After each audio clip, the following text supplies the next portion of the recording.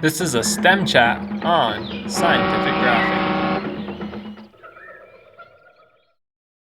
In this video, we're going to be going over scientific graphing. Scientific graphing is going to be a unit that is within our Introduction to Science unit. We use graphs for lots of things. The main thing is that we're going to be using it for in science is in order to communicate data. Now, when you're setting up your note sheet, make sure to put graphing basics or scientific graphing as your big idea. Put the date and then make sure you have your initials and the page number.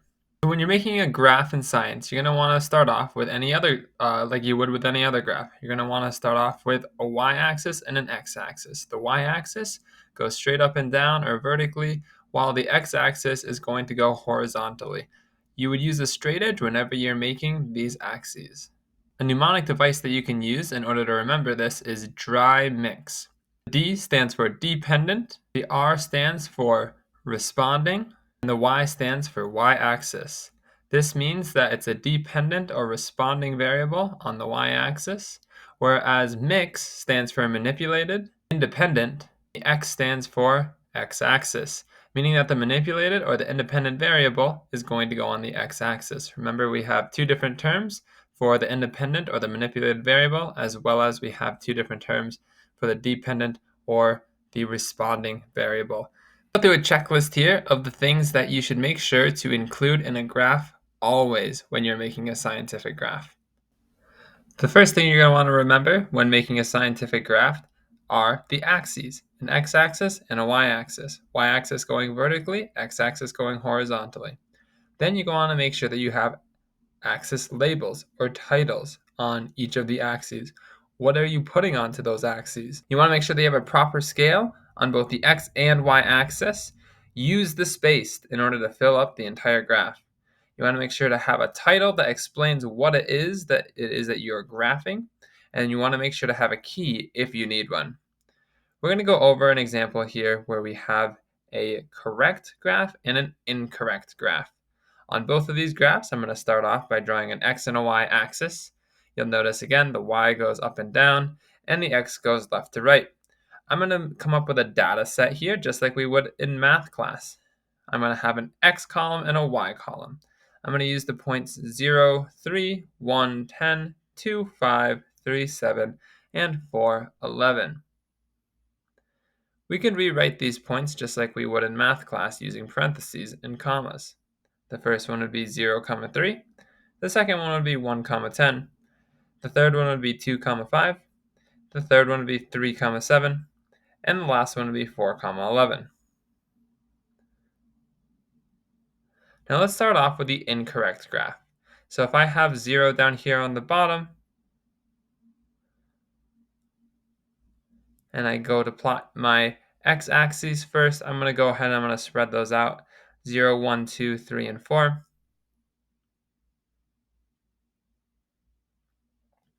Now what I can't do is on the y-axis, I can't just use the numbers that I have here. For my y-axis, I can't just use the numbers 3, 5, 7, 10, and 11.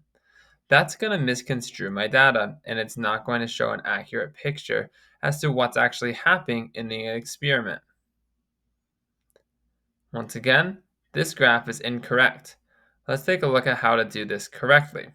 On the left, I'm going to start off by putting a 0 down at the origin, which is where the x and the y intercept.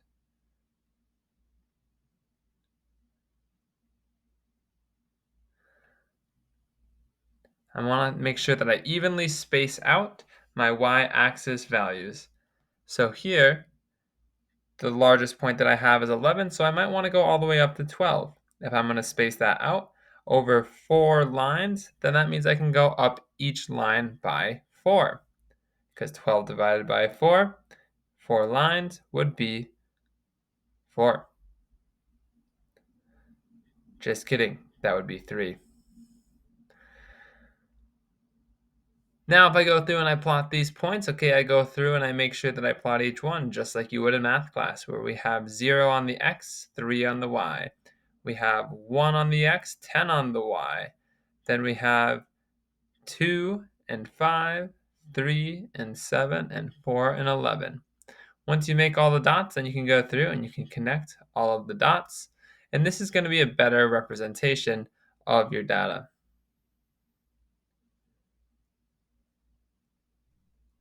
Lastly, we want to make sure that we have X and Y axis titles, as well as we want a title for your overall graph.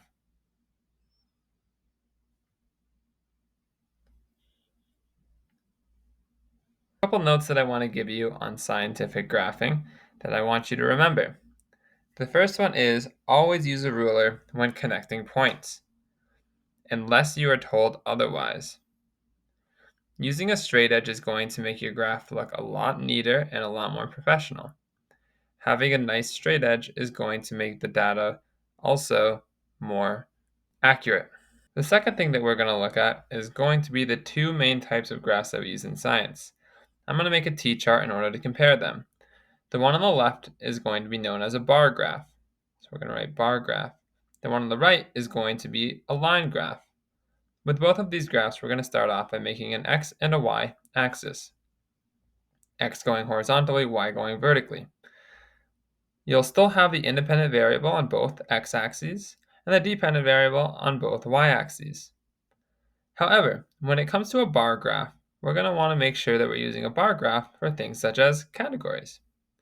An example of this would be, how does the grade of middle schoolers affect their favorite color? Once again, we have an independent variable and a dependent variable that we could then plot, but our independent variable is going to have categories. The categories are going to be the different grade levels. In a line graph, you're going to use a line graph in order to show trends. Quite often, this is over time, where the x-axis is time. An example of this could be graphing the temperature of the year.